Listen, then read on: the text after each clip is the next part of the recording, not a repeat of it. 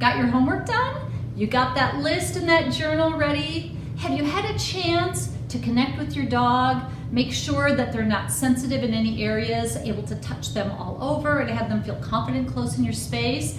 Then you're ready for lesson number 2. And that is learning the 7 elements or behaviors that I use to train almost 99% of all the tricks that I've used, whether that be extremely difficult, like acting in the movies, or just as simple as a simple parlor trick of delivering a birthday card to a friend as a little special touch. Now, the reason I want to address the elements first is you would never think about doing an agility course if your dog didn't know how to do all of the pieces of equipment. Well, it's the same with tricks. If the dog is confident doing all of these elements, you're going to not only get better tricks, but you're going to have the confidence of being able to put them together. And when you have that confidence, you get better animation, but more importantly, it's a lot more fun. It's a lot more fun, just like in agility. It's a lot more fun to run a course when you can trust that your dog can confidently do all of the equipment and you do your part in handling. So much more fun. So what we're going to do today is I'm going to start by showing you how I've trained 3 different dogs that I have right now, how to start the retrieve. I'm going to show you a number of different methods and different ideas on how you might approach it. I would love it if there was just a recipe on how to successfully do this, but I found with all the dogs I've trained to retrieve that there just isn't. And we have many different sizes and many different ages here to consider. So I'm going to start by showing you how we get them interested in things, how we get them interested and confident in picking up different things and having different textures in their mouth, how we get them to grab it and turn around and start bringing it back to us. And then we're also going to talk about how to get them to hold items, because that is the final thing we need to add onto a good retrieve. And that is, can you put something in their mouth and can they hold it for you? If you do any kind of commercial work, you need to have a hold, but also a hold can be useful in building many other tricks that you do with a retrieve. So with that being said, I'm going to now show you 3 different lessons that show 3 different phases under 3 different types of training sessions, and hopefully you'll find that magical answer to start the retrieve with your dog. Can you get it? All right, so she's pulling, she's tugging, tugging. The value is the toy is moving. It's like a critter. I let go, it's dead. She offers it back to me, I start playing. So this is fun. I've let go of it, it's dead.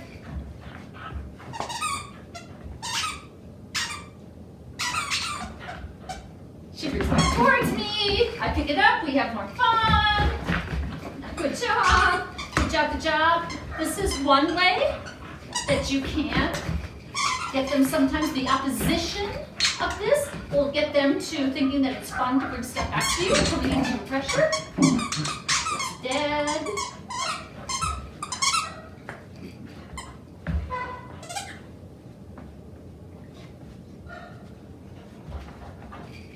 Yes, she offers it to me, and we start playing again. Now this is obviously a beginning phase of this exercise. Once again, I do this in a small space, and I make it loads of fun once they grab a hold of it. Good job, good job, good job. Once again, when they're at this phase, very short sessions. It's dead. She picks it up and offers it to me.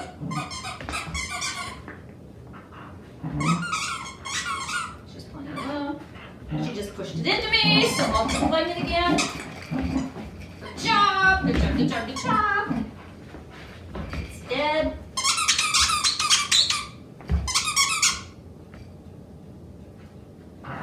Yeah, that's it! And because that was the best to offer, where she picked it up and obviously brought it towards me, we're gonna have a great session of play.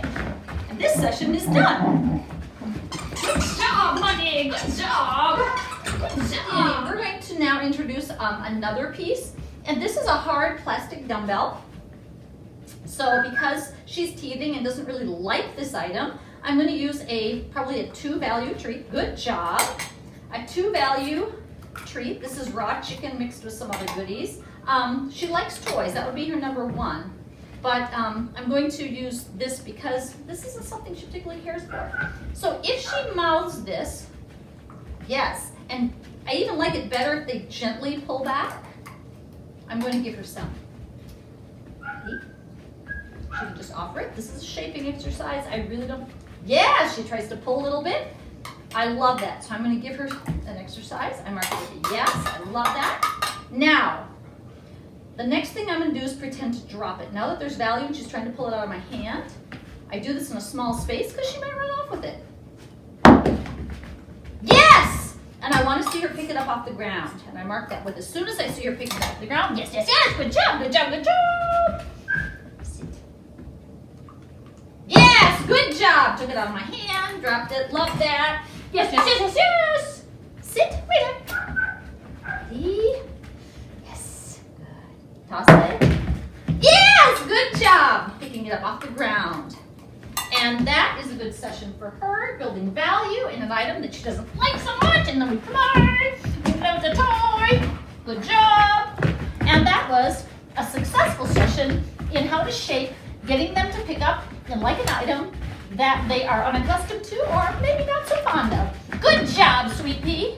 Once value is built, the next thing that I'm going to do is have them pick the items up, not just off the floor, not just out of my hand, but in a number of different places. Little cubby holes, different locations, places where they might have to be a little bit more clever to get to them and pick them up. So, for example, I've now developed some value in here. She's now picking it up. She's comfortable. There's value here. So what I'm going to do is place this item now. I'll have her see it. I'll place it, say, in the cubby hole here in my desk. And what I want her to do is show me interest. There's pressure here. Will she put her face into there and pick it up and pull it back? The reason why I want this behavior is because I want them to be able to go and retrieve items from me regardless of where they're located, high, low, in some tight little places, wherever that might be. So, Daddy, ready? Ready? And I'm just gonna wait. Yes, good job. She found it. She told me that it was there. That's a good job. Good job, ready, steady. I'm gonna show it to her, ready? Yeah, good job. She mouthed it, she picked it up, she dropped it. Once again, I'm just making this a game. You have to pick it up from the uncomfortable spot. Yes, good job. And that is a beginning lesson on getting things in uncomfortable places. Good job. Oh, look at you. You get a jackpot for that. And so you see how I'm even, by making this more difficult, I'm actually even building more value in the original behavior, and I'm getting better results.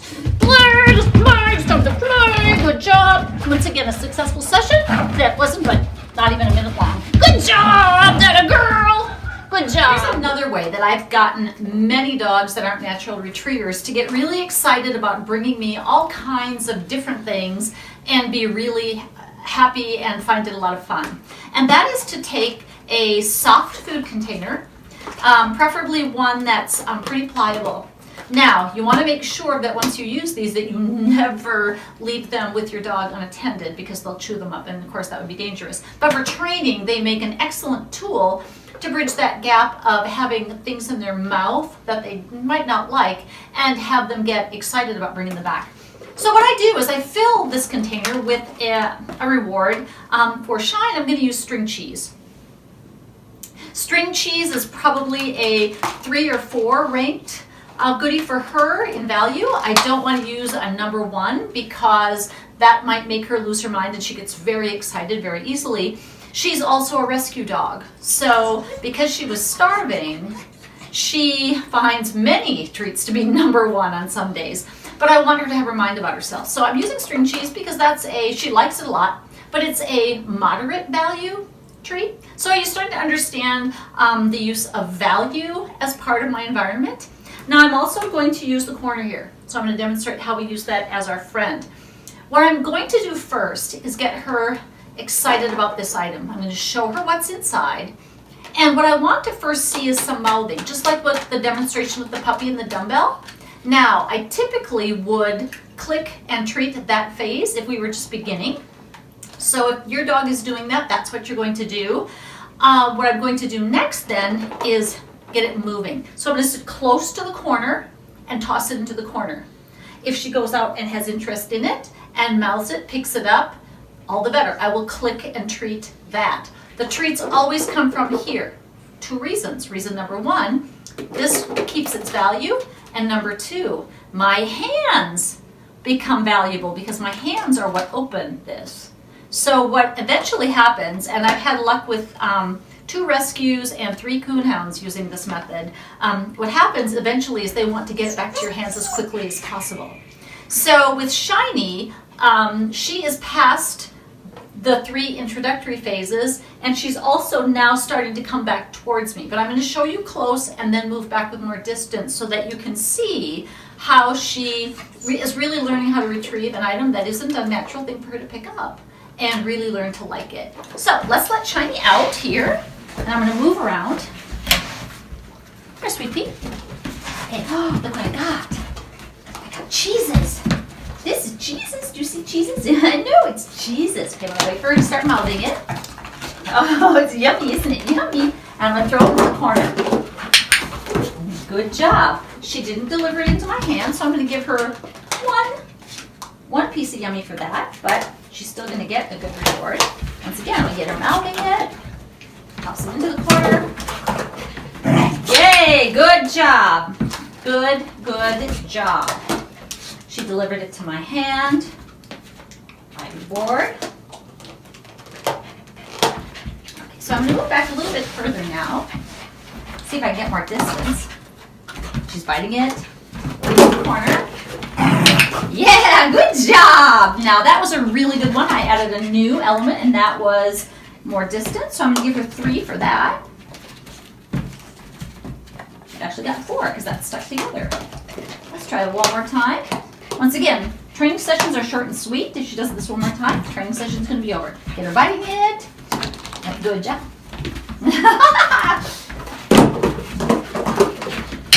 Good job. So she did it twice at distance. I'm going to give her another jackpot for that. And the session is over. Good job, Miss Shiny.